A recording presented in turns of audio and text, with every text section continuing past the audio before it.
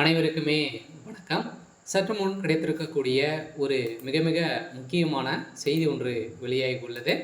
சற்று முன் எடப்பாடியை கைது செய்த டெல்லி போலீஸ். இது மாதிரி பார்த்தீங்கன்னா செய்திகள் வெளியே இருக்குது.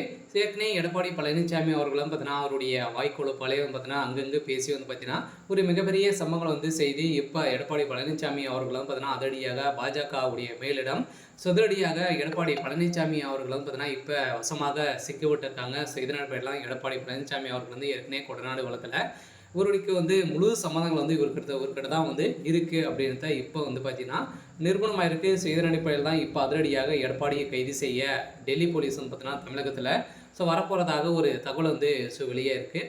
இதை பற்றி இந்த வீடியோவில் நம்ம முழுமையாக பார்க்கலாம். அதுக்கு முன்னாடி நம்ம சேனலுக்கு இப்போ நீங்கள் முதல் முறையாக வந்திருக்கீங்க அப்படின்னா மறக்காமல் நம்மளுடைய சேனலை சப்ஸ்கிரைப் பண்ணி சப்போர்ட் பண்ணுங்கள்.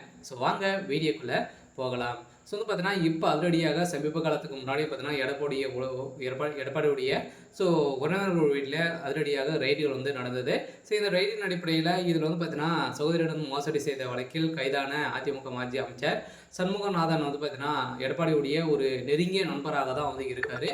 இவருக்கு தான் பார்த்தீங்கன்னா ஒரு நெருக்கமான ஒரு தொடர்புகளே இருக்குது. இந்த நிலையில் அவருடைய வீட்டில் நடந்த ரைடின் அடிப்படையில் சதுரடியாக எடப்பாடி பழனிசாமி அவர்களுக்கும் இதில் தொடர்பு இருக்குது அப்படிங்கிறத அறிவிப்பு வெளியேறிச்சு. அதிமுக முன்னாள் அமைச்சரும் தூத்துக்குடி தெற்கு மாவட்ட செயலருமான சண்முகத்தின் மகன் எஸ்பி ராஜா இவர்களின் தூத்துக்குடி மாநகராட்சி 50வது வார்டு கவுன்சிலராக உள்ளார்.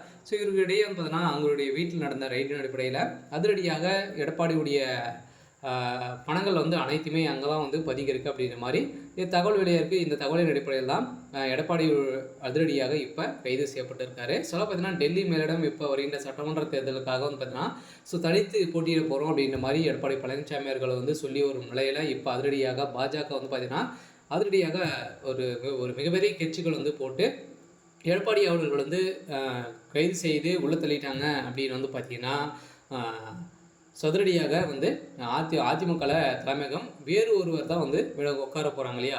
இந்த வேலையில் தான் பார்த்தீங்கன்னா ஓபிஎஸ் அவர்கள் செய்த சம்பவத்தின் அடிப்படையில் தான் இப்போ அதிரடியாக எடப்பாடி பழனிசாமி அவர்கள் செய்தது ஒரு மிகப்பெரிய தவறு.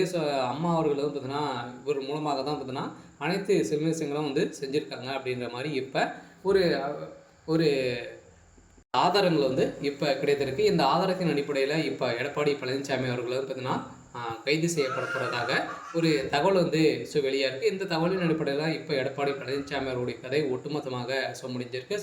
அதிமுகவுடைய ஆலமரமாக இருக்கக்கூடியவர் தான் எடப்பாடி பழனிசாமி அவர்கள் இப்போ கைது செய்யப்பட்டார் அப்படின்னா அதிரடியாக வருகின்ற சட்டமன்ற தேர்தலில் ஒரு மிகப்பெரிய மாற்றங்களாக வரப்போகுது. இருந்தாலுமே என்ன நடக்க போகுது அப்படின்றத வெயிட் பண்ணி பார்க்கலாம். இது மாதிரி செய்திகளை தெரிஞ்சுக்கணும் அப்படின்னா மறக்காமல் நம்மளுடைய சேனலை சப்ஸ்கிரைப் பண்ணி சப்போர்ட் பண்ணுங்கள். தேங்க்யூ.